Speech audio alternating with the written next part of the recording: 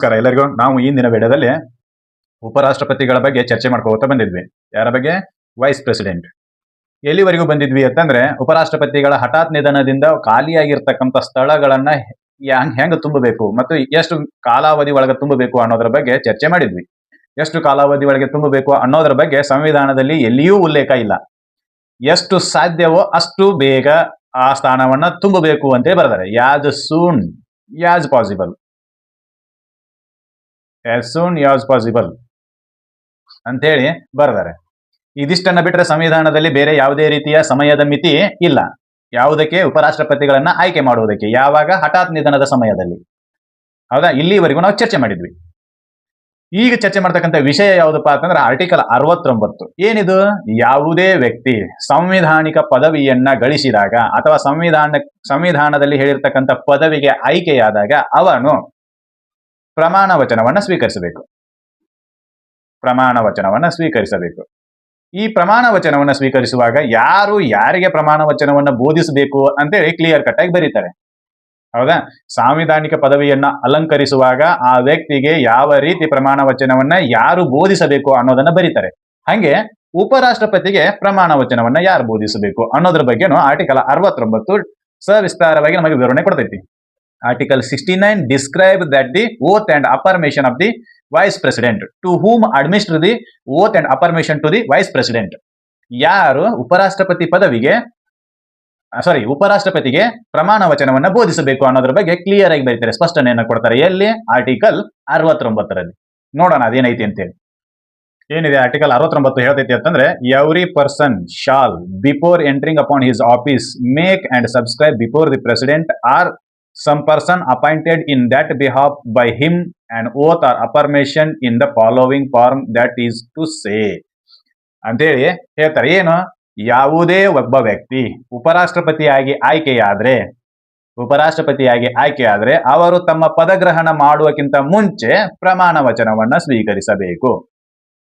ಹಂಗೆ ಉಪರಾಷ್ಟ್ರಪತಿಗೆ ಪ್ರಮಾಣ ವಚನವನ್ನ ಯಾರು ಬೋಧಿಸಬೇಕು ಅಂತ ಕೇಳಿದ್ರೆ ಪ್ರೆಸಿಡೆಂಟು.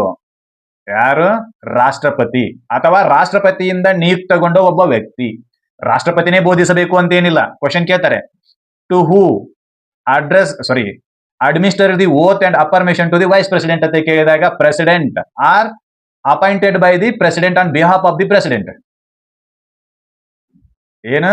ರಾಷ್ಟ್ರಪತಿ ಪ್ರಮಾಣ ವಚನವನ್ನು ಬೋಧಿಸಬೇಕು ಅಥವಾ ರಾಷ್ಟ್ರಪತಿಯಿಂದ ನೇಮಕಗೊಂಡ ಒಬ್ಬ ವ್ಯಕ್ತಿ ಯಾವ ಕೆಲಸಕ್ಕಾಗಿ ಪ್ರಮಾಣ ವಚನವನ್ನ ಬೋಧಿಸುವ ಸಲುವಾಗಿನೇ ಆಯ್ಕೆಗೊಂಡ ಒಬ್ಬ ವ್ಯಕ್ತಿಯಿಂದ ಪ್ರಮಾಣ ವಚನವನ್ನ ಸ್ವೀಕರಿಸಬೇಕು. ಯಾವುದು ಸರಿ ಅಂತ ಕೇಳಿದ್ರೆ ಎರಡೂ ಸರಿ. ರಾಷ್ಟ್ರಪತಿನೂ ಸರಿ, ರಾಷ್ಟ್ರಪತಿಯಿಂದ ನೇಮಕಗೊಂಡ ಒಬ್ಬ ವ್ಯಕ್ತಿನೂ ಸರಿ. ನೆನಪಲ್ಲಿರ್ಲಿ ಸರ್, ಇದು ರಾಷ್ಟ್ರಪತಿ ಆಯ್ತು, ನಾವು ಇಲ್ಲ ನಂಗಿಲ್ಲ. ರಾಷ್ಟ್ರಪತಿ ಇಲ್ಲದೆ ಇದ್ದ ಪಕ್ಷದಲ್ಲಿ ಉಪರಾಷ್ಟ್ರಪತಿಗೆ ಯಾರು ಪ್ರಮಾಣ ವಚನವನ್ನ ಬೋಧಿಸ್ತಾರೆ? There is an question. When the president is absent, who administers the oath and affirmation to the vice president? ಅಂತೇಳಿ ಕ್ವಶನ್ ಅರೈಸ್ ಆಗ್ತೈತಿ. ಇವು ಪೇಜಿನ ಕ್ವಶನ್ಗಳು ಇವೇ ಎಲ್ಲಿ ಬರ್ತಾವ ಅಂತಂದ್ರೆ ಎಕ್ಸಾಮ್ಗೆ ಬರ್ತವೆ. ಒಂದು ಸನ್ನಿವೇಶದೊಳಗೆ ಮಾತ್ರ ರಾಷ್ಟ್ರಪತಿ ಅಬ್ಸೆಂಟ್ ಇರಾಕ್ ಬರ್ತೈತಿ. ಅದ್ಯಾವುದು ಅಂತಂದ್ರೆ ರಾಷ್ಟ್ರಪತಿ ಹಠಾತ್ ನಿಧನ ಆಗಿತ್ತು ಅಂತಂದ್ರೆ, ಹಠಾತ್ ನಿಧನ ಆದ ಕೂಡಲೇ ಆಗಿತ್ತು. ಇಲ್ಲಿ ಉಪರಾಷ್ಟ್ರಪತಿಯ ಆಯ್ಕೆ ನಡೆಯಾಕತ್ತಿತ್ತು. ಉಪರಾಷ್ಟ್ರಪತಿಯನ್ನು ಹೊಸದಾಗಿ ಆಯ್ಕೆ ಮಾಡಕತ್ತಾರೆ. ಇವರ ನಿಧನ ಆಯ್ತು. ಓತನ್ನ ಯಾರು ಅಡ್ಮಿನಿಸ್ಟರ್ ಮಾಡಬೇಕು, ಓತನ್ನ ಯಾರು ಬೋಧಿಸಬೇಕು, ಪ್ರಮಾಣ ವಚನವನ್ನ ಯಾರು ಬೋಧಿಸಬೇಕು ಅಂತಂದ್ರೆ ರಾಷ್ಟ್ರಪತಿ ಬೋಧಿಸಬೇಕು. ಆದ್ರೆ ರಾಷ್ಟ್ರಪತಿ ಅವರ ಹಠಾತ್ ನಿಧನ ಆಗೈತಿ. ಯಾವಾಗ ಅಂತಂದ್ರೆ ಉಪರಾಷ್ಟ್ರಪತಿಗೆ ಪ್ರಮಾಣ ವಚನವನ್ನು ಬೋಧಿಸುವ ದಿನವೇ ಅಂತ ಅನ್ಕೊಳ್ಳೋಣ. ಆವಾಗ ಪ್ರಮಾಣ ವಚನದ ಟೈಮ್ ಮುಂದೆ ಹೋಗೈತಿ, ಇಂತಿಷ್ಟು ದಿನ ಮುಂದೆ ಹೋಗೈತಿ. ಅಂದ್ರೆ ಉಪರಾಷ್ಟ್ರಪತಿನೂ ಆಫೀಸ್ನಲ್ಲಿಲ್ಲ, ರಾಷ್ಟ್ರಪತಿನೂ ತೀರ್ಕೊಂಡಿದ್ದಾರೆ.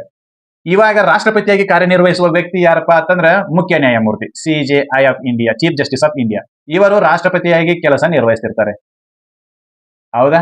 ಆವಾಗ ಉಪರಾಷ್ಟ್ರಪತಿ ಆಯ್ಕೆ ನಡೆದಿರ್ತೈತಿ. ಉಪರಾಷ್ಟ್ರಪತಿ ಹೊಸದಾಗಿ ಆಯ್ಕೆ ಆಗಿರ್ತಾರೆ. ಈಗ ಇವರು ರಾಷ್ಟ್ರಪತಿಯಾಗಿ ಕೆಲಸ ಮಾಡ್ತಿರ್ತಾರೆ. ಯಾರು? CJI. ಯಾವಾಗ? ರಾಷ್ಟ್ರಪತಿ ಮತ್ತು ಉಪರಾಷ್ಟ್ರಪತಿ ಎರಡು ಸ್ಥಾನಗಳು ಖಾಲಿ ಇದ್ದಾಗ.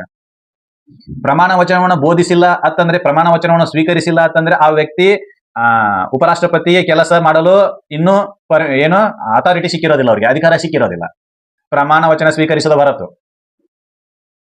ಹೀಗಾಗಿ ಆ ಟೈಮ್ನೊಳಗೆ ರಾಷ್ಟ್ರಪತಿ ಪದವಿನೂ ಖಾಲಿ ಇತ್ತು ಅಂತಂದ್ರೆ ಡೈರೆಕ್ಟ್ ಆಗಿ chief justice of India acting as a president of India ಅವರು ಭಾರತದ ರಾಷ್ಟ್ರಪತಿಗಳಂತೆ ವರ್ತಿಸ್ತಾರೆ. ಯಾರು? ಭಾರತದ ಮುಖ್ಯ ನ್ಯಾಯಮೂರ್ತಿಗಳು. ಆವಾಗ ಮುಖ್ಯ ನ್ಯಾಯಮೂರ್ತಿಗಳು ಉಪರಾಷ್ಟ್ರಪತಿಗೆ ಪ್ರಮಾಣ ವಚನವನ್ನ ಬೋಧಿಸ್ತಾರೆ. ಯಾವಾಗ ಅಂತಂದ್ರ chief justice of India is acting as a president of India. ಭಾರತದ ನ್ಯಾಯಮೂರ್ತಿಗಳು, ಮುಖ್ಯ ನ್ಯಾಯಮೂರ್ತಿಗಳು ಭಾರತದ ರಾಷ್ಟ್ರಪತಿಯಂತೆ ಕೆಲಸ ಮಾಡುವ ಸಮಯದಲ್ಲಿ ಮಾತ್ರ, ರಾಷ್ಟ್ರಪತಿಯಾಗಿ ಕೆಲಸ ಮಾಡುವ ಸಮಯದಲ್ಲಿ ಮಾತ್ರ ಉಪರಾಷ್ಟ್ರಪತಿಗೆ ಪ್ರಮಾಣ ವಚನವನ್ನ ಬೋಧಿಸ್ತಾರೆ. ಹೊರತಾಗಿ ಬೇರೆ ಎಲ್ಲಿ ಅವಕಾಶನೇ ಇಲ್ಲ. This is an page. ಇವು ಕ್ವಶನ್ಗೆ ಬರ್ತವೆ. ಯಾಕಂತಂದ್ರೆ ಉಪರಾಷ್ಟ್ರಪತಿ ಪದವಿ ಖಾಲಿ ಐತಿ ಅನ್ನೋದರ ಒಂದು ಕಾರಣಕ್ಕಾಗಿನೇ ಹೊಸ ಎಲೆಕ್ಷನ್ ಅನ್ನ ನಡೆಸಿ ಹೊಸ ಉಪರಾಷ್ಟ್ರಪತಿಯನ್ನ ಆಯ್ಕೆ ಮಾಡುವ ಪ್ರೊಸೀಜರ್ ನಡೆದಿರ್ತೈತಿ. ಅವರಿಗೆ ಪ್ರಮಾಣ ವಚನ ಬೋಧಿಸುವ ಸಲುವಾಗಿ ರಾಷ್ಟ್ರಪತಿ ಅವರ ಹಠಾತ್ ನಿಧನ ಅಥವಾ ರಾಜೀನಾಮೆಯಿಂದ ಪೋಸ್ಟ್ ಖಾಲಿ ಆಗೈತಿ ಅಂತ ಅನ್ಕೊಂಡ್ರೆ ಆ ಟೈಮ್ಗೆ ಮುಖ್ಯ ನ್ಯಾಯಮೂರ್ತಿಗಳು ಏನ್ ಮಾಡಬೇಕು? ಅಧಿಕಾರವನ್ನ ಸ್ವೀಕರಿಸಬೇಕು. ಯಾವ ಅಧಿಕಾರವನ್ನ? ರಾಷ್ಟ್ರಪತಿ ಅಧಿಕಾರವನ್ನ ಸ್ವೀಕರಿಸಬೇಕು. ಅವರು ಉಪರಾಷ್ಟ್ರಪತಿಗೆ ಪ್ರಮಾಣ ವಚನವನ್ನ ಬೋಧಿಸಬೇಕು. ಇವರು ಪ್ರಮಾಣ ವಚನವನ್ನು ಬೋಧಿಸಿದ ನಂತರ ಉಪರಾಷ್ಟ್ರಪತಿ ಕಚೇರಿಗೆ ಎಂಟ್ರಿಯಾಗಿ ಸಹಿ ಮಾಡಿದ ದಿನದಿಂದ ಅವರು ಉಪರಾಷ್ಟ್ರಪತಿಯಾಗಿ ಕಾರ್ಯನಿರ್ವಹಿಸ್ತಾರೆ. ಸರ್, ಆಮೇಲೆ ಪ್ರಮಾಣ ವಚನವನ್ನು ಬೋಧಿಸಿದ ನಂತರ ಇವರು ಉಪರಾಷ್ಟ್ರಪತಿ ಆಗ್ತಾರೆ. ಆಮೇಲೆ ಉಪರಾಷ್ಟ್ರಪತಿ ಭಾರತಕ್ಕೆ ಸಿಕ್ಕ ನಂತರ ಮುಖ್ಯ ನ್ಯಾಯಮೂರ್ತಿಗಳು ರಾಷ್ಟ್ರಪತಿಯಾಗಿ ಕಾರ್ಯನಿರ್ವಹಿಸ್ತಾರೆ ಅಂತ ಕೇಳಿದ್ರೆ ಇಲ್ಲ. ಅಲ್ಲಿಗೆ ಉಪರಾಷ್ಟ್ರಪತಿ ಇಸ್ ಬಿಕಮ್ ರಾಷ್ಟ್ರಪತಿ. ಅವ್ರು ಏನ್ ಮಾಡ್ತಾರೋ ಅಂತಂದ್ರೆ ರಾಷ್ಟ್ರಪತಿ ಎಷ್ಟು ದಿನದವರೆಗೂ ಮ್ಯಾಕ್ಸಿಮಮ್ ಟೈಮ್ ಬರ್ದಿರ್ತಾರೆ, 6 ತಿಂಗಳ ಒಳಗಾಗಿ ಎಲೆಕ್ಷನ್ ನಡೆಸಿ ಹೊಸ ರಾಷ್ಟ್ರಪತಿ ಅಧಿಕಾರ ಗ್ರಹಣ ಮಾಡುವವರೆಗೂ ಉಪರಾಷ್ಟ್ರಪತಿ ರಾಷ್ಟ್ರಪತಿ ಅಂತ ಕೆಲಸ ಮಾಡ್ತಾರೆ. That is an clear cut message from the constitution. ಈ ರೀತಿಯಾಗಿರ್ತಕ್ಕಂಥ ಮಾಹಿತಿ ಸಂವಿಧಾನದಲ್ಲಿದೆ. ಇದಿಷ್ಟೇ. ಏನು? ಓತ್ ಅಂಡ್ ಅಫರ್ಮೇಷನ್ ಕಾಮನ್ ಆಗಿ ಕೇಳ್ತಾರೆ. ಉಪರಾಷ್ಟ್ರಪತಿಗೆ ಪ್ರಮಾಣ ವಚನವನ್ನು ಬೋಧಿಸುವವರು ಯಾರು? ಉಪರಾಷ್ಟ್ರಪತಿಗೆ ಪ್ರಮಾಣ ವಚನವನ್ನು ಬೋಧಿಸುವವರು ರಾಷ್ಟ್ರಪತಿಗಳು. ಉಪರಾಷ್ಟ್ರಪತಿಗೆ ರಾಷ್ಟ್ರಪತಿಗಳ ಸ್ಥಾನ ಖಾಲಿ ಇದ್ದಾಗ ಪ್ರಮಾಣ ವಚನವನ್ನು ಯಾರು ಬೋಧಿಸ್ತಾರೆ ಅಂತ ಕೇಳಿದ್ರೆ ಅವಾಗನು ರಾಷ್ಟ್ರಪತಿನೇ. ಯಾಕೆ ಕೇಳಿದ್ರೆ CJI, chief justice of India, acting as a president. ಅವರು ರಾಷ್ಟ್ರಪತಿ ಅಂತ ಕೆಲಸ ಮಾಡುವ ಸಮಯದಲ್ಲಿ ರಾಷ್ಟ್ರಪತಿನೇ ಆಗಿರ್ತಾರೆ. ಹೀಗಾಗಿ ಅವಾಗಲೂ ಕೂಡ ಅವರಿಗೆ ರಾಷ್ಟ್ರಪತಿನೇ ಪ್ರಮಾಣ ವಚನ ಬೋಧಿಸ್ತಾರೆ, ಹೊರತಾಗಿ ಚೀಫ್ ಜಸ್ಟಿಸ್ ಆಫ್ ಇಂಡಿಯಾ ಬೋಧಿಸೋದಿಲ್ಲ. ನೆನಪಲ್ಲಿರಲಿ. ರಾಷ್ಟ್ರಪತಿಗೆ ಪ್ರಮಾಣ ವಚನವನ್ನು ಯಾರು ಬೋಧಿಸ್ತಾರೆ ಅಂತಂದ್ರೆ ಭಾರತದ ಮುಖ್ಯ ನ್ಯಾಯಮೂರ್ತಿಗಳು ಬೋಧಿಸ್ತಾರೆ. ಆದ್ರೆ ಉಪರಾಷ್ಟ್ರಪತಿಗೆ ರಾಷ್ಟ್ರಪತಿಗಳು ಪ್ರಮಾಣ ವಚನವನ್ನು ಬೋಧಿಸ್ತಾರೆ. ರಾಷ್ಟ್ರಪತಿಗಳು ಇಲ್ಲದ ಪಕ್ಷದಲ್ಲಿ ಭಾರತದ ಮುಖ್ಯ ನ್ಯಾಯಮೂರ್ತಿ ರಾಷ್ಟ್ರಪತಿಯಾಗಿ ಕೆಲಸ ಮಾಡ್ತಿರ್ತಾರೆ. ಅವಾಗ ಅವರಿಗೆ ಪ್ರಮಾಣ ವಚನವನ್ನು ಬೋಧಿಸ್ತಾರೆ. ಹೊರತಾಗಿ ರಾಷ್ಟ್ರಪತಿಯನ್ನ ಬಿಟ್ಟರೆ ಬೇರೆ ಯಾರು ಪ್ರಮಾಣ ವಚನವನ್ನು ಬೋಧಿಸೋದಿಲ್ಲ. ಬೇರೆ ಯಾರಾದ್ರೂ ಪ್ರಮಾಣ ವಚನವನ್ನು ಬೋಧಿಸ್ತಿದ್ರು ಅಂತಂದ್ರೆ ಅವರು ಕೂಡ ರಾಷ್ಟ್ರಪತಿಗಳೇ ಆಗಿರ್ತಾರೆ ಆ ಸಮಯಕ್ಕೆ. ನೆನಪಲ್ಲಿರಬೇಕು. ಇದಿಷ್ಟು ಮಾಹಿತಿ ಆರ್ಟಿಕಲ್ 69 ಬಗ್ಗೆ. ಈ ಮಾಹಿತಿ ನಿಮಗೆಲ್ಲ ಇಷ್ಟ ಆಗಿತ್ತು ಅಂತ ಅನ್ಕೋತೀನಿ. ಇಷ್ಟ ಆಗಿತ್ತು ಅಂದ್ರೆ ಈ ಮಾಹಿತಿನ ಎಲ್ಲರಿಗೂ ಶೇರ್ ಮಾಡ್ರಿ, ಸರ್ಕ್ಯುಲೇಟ್ ಮಾಡ್ರಿ. ಆಮೇಲೆ ನಮ್ಮ ಚಾನಲ್ ಅನ್ನು ಸಬ್ಸ್ಕ್ರೈಬ್ ಮಾಡ್ರಿ, ಲೈಕ್ ಕಮೆಂಟ್ ಮಾಡ್ರಿ ಅಂತ ಹೇಳ್ತಾ ಮುಂದಿನ ವಿಡಿಯೋದಲ್ಲಿ ಮತ್ತೆ ಭೇಟಿಯಾಗೋಣ. ಅಲ್ಲಿವರೆಗೂ ಧನ್ಯವಾದಗಳು.